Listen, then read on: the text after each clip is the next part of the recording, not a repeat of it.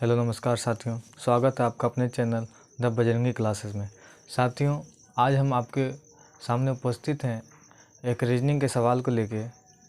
Reasoning में एक सवाल पूछा जाता है काउंटिंग फिगर का, जिसमें कि हमको फिगर का गिनती करना होता है। तो सवाल मेरा दिया हुआ है, आपके सामने सवाल है कि दिए गए आकृति में त्रिभुजों की संख्या की गणना करें। ठीक है, तो आकृति दिया रहता है, उसमें से हमको त्रिभुज या फिर वर्ग पूछ सकता है, आयत भी पूछ सकता है। तो इस तरह से हमको वहाँ पे आकृति गिनना होता है।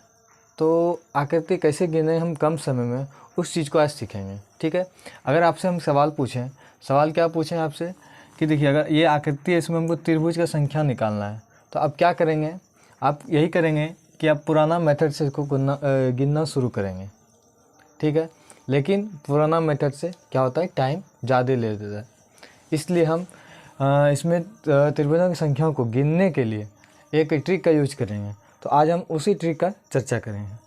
तो ट्रिक मेरा यही है, एक सिंपल सा ट्रिक है। अगर इस तरह का सवाल आपके सामने दिखे तो इस तरह के सवाल में कुछ करना नहीं होता है, सिंपल सा इसमें हम नंबरिंग बैठा देंगे। ठीक, नंबरिंग आप जैसे 1 2 3 4 इस तरह बैठाते जाते हैं नंबरिंग।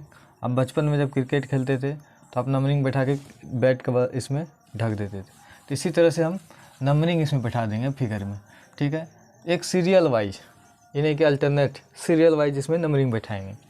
तो पहला हम नंबरिंग 1 दे दिए, इसको 2 दे दिए, इसको 3 दे दिए, इसको 4 दे दिए, एकदम सीरियल वाइज इसमें नंबरिंग दे देंगे।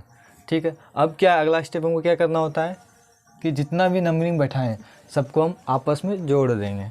ठीक है, आपस में इसको क्या करेंगे, जोड़ देंगे। 1 हो गया है, ये दूसरा नंबर है, ये तीसरा नंबर का है, ये चौथा नंबर का है। इसको आपस में अगर जोड़ के जितना भी जोड़ के निकलेगा वो मेरा क्या हो जाएगा, त्रिभुजों की संख्या हो जाएगा।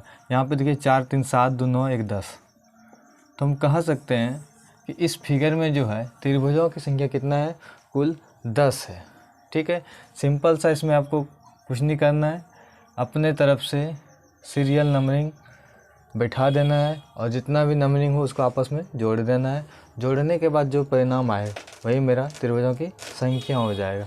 ठीक है, तो अगला पैटर्न, इस तरह के सवाल में कई तरह से पूछ सकता है। इस तरह का सवाल जो है कई पैटर्नों में भी पूछ सकता है।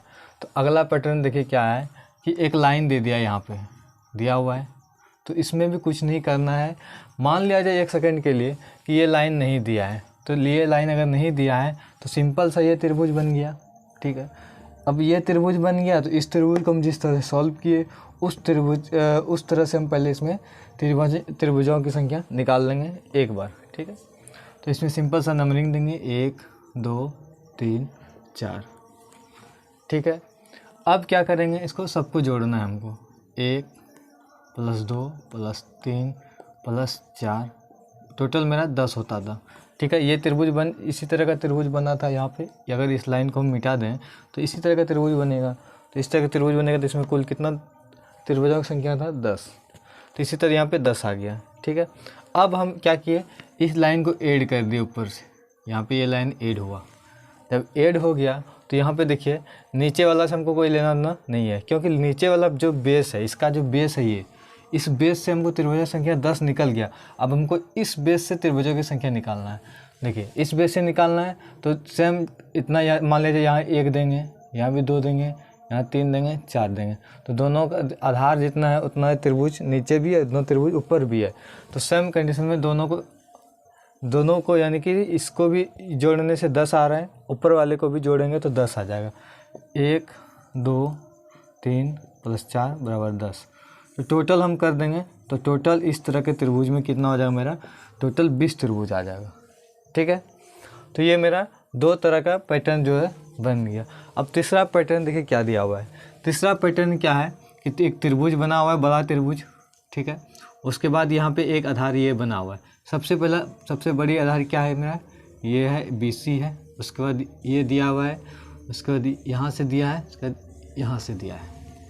तो इस तरह के सवाल में यहाँ पे थोड़ा सा कंफ्यूज कर सकता है आपको, लेकिन यहाँ पे करना क्या है, हमको कुछ नहीं करना है। सबसे पहले हमको ये जो बड़ा वाला आधार है ना, इसके आधार पे हमको त्रिभुजों की संख्या निकाल लेना है। ठीक है। तो बड़ा वाला जो आधार है उसके आधार से हम कैसे निकालेंगे उसके हिसाब से, तो कुछ नहीं करना है। सबसे पहले सिंपल सा फंडा आपको बताए थे कि नंबरिंग कर देना है अपने हिसाब से। तो यहाँ पे आप नंबरिंग कर दीजिए 1 2 3 4 नंबरिंग कर दिए, ठीक है। यहाँ से मेरा 4 तक आ गया, इसको हम क्या करते हैं नंबरिंग करने के बाद आपस में फिर बाद में इसको जोड़ते थे, ठीक है। इसको हम जोड़ दिए, जोड़ने के बाद कितना आ गया मेरा यहाँ पे 10 आ गया, ठीक है। इस आधार से मेरा त्रिभुजा की संख्या कितना है 10। अब जो हम दूसरा आधार लेंगे, दूसरा आधार मेरा क्या है, दूसरा आधार ये है, ठीक है। ये कितने त्रिभुज तक, कितने त्रिभुज का ये आधार है, तो यहाँ पे 2 पार्ट का ये आधार है। तो यहाँ पे हम नंबरिंग लगा देंगे 1 2, बस। इधर का तो हम काउंटिंग कर ही चुके हैं पहले। अगर मान लिया जाए इसको हम मिटा दें, इसको मिटा दें, इसको मिटा दें, तो यहाँ पे एक बड़ी आधार के हिसाब से ये इस वाले पार्ट का, ये पूरे वाले पार्ट का काउंटिंग यहाँ पे हो चुका है। इसलिए हमको यहाँ पे इसका ध्यान नहीं देना है, बस जितना सा ये आधार दिया हुआ उतना सा का ही काउंटिंग करेंगे, ठीक है। फिर यहाँ से हम इसको आपस में जोड़ लेंगे। तो यहाँ से कितना आ गया मेरा त्रिभुज, यहाँ से मेरा त्रिभुज 3 आ गया, ठीक है। अब हमको इस आधार पे ध्यान नहीं देना है, अब ध्यान किस पे देना है, इस वाले बीच वाले आधार पर, ठीक है। इस आधार में क्या होगा, यहाँ पे फिर से हम नंबरिंग करेंगे, इसको फिर से नंबरिंग किए, फिर से नंबरिंग करके इसको जोड़ दिए, फिर यहाँ से कितना आ गया मेरा 3 त्रिभुज आ गया, ठीक है। इस तरह से इस आधार का भी काम हो गया। अब इस आधार को भी छोड़ के अब एक आधार मेरा यहाँ पे बचा हुआ था, इस आधार में फिर से वही नंबरिंग करेंगे 1 2, ठीक है। फिर वो नंबरिंग करके जोड़ देंगे, ठीक है। इस तरह से यहाँ पे फिर ये 3 हो गया। अब क्या करेंगे, सारे त्रिभुजों की संख्या को जोड़ देंगे। तो यहाँ पे 10 3 13 3 16 3 19, तो यहाँ पे टोटल त्रिभुजों की संख्या कितना हो जाएगा मेरा 19 हो जाएगा, ठीक है। और इसमें कई तरह के पैटर्न है, ये मेरा टाइप नंबर 1 था, ठीक है। तो अगर वीडियो आपको अच्छा लगे, समझ में आए, तो ज़्यादा से ज़्यादा शेयर करें और लाइक भी करें, ठीक है। चलिए आज के लिए इतना ही, धन्यवाद।